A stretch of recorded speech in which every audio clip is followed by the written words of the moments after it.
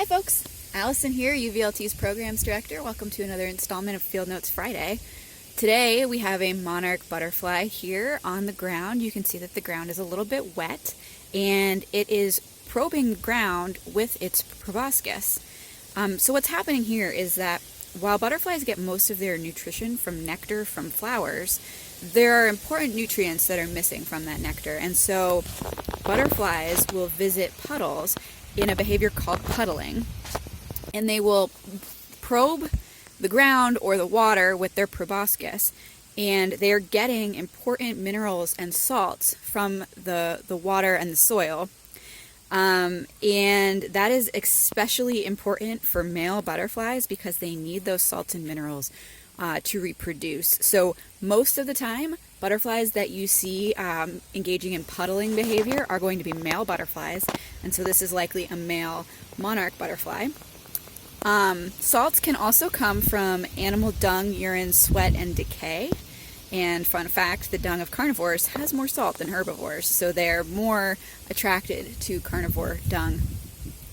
The wing movement that you see in this video is likely the butterfly pumping its wings to keep those muscles warm so that it can take off at a moment's notice. And so this is also a pretty large butterfly. That might be partially because it's a male, but it also could partially be because monarchs that are becoming adults in this area after August 16th are the fourth generation of monarchs, and that is the generation that is going to migrate south for the winter. Peak migration times begin in our area in just 1 week. So this generation of monarchs will fly as far as 3,000 miles to their winter habitat in the Sierra Madre Mountains of Mexico. This generation does live longer than the other three that came before it. So while So 3 generations of butterflies were moving north and they would live only 2 to 6 weeks. But the generation that migrates down to Mexico lives for 6 to 8 months until they begin the process of mating and flying north all over again.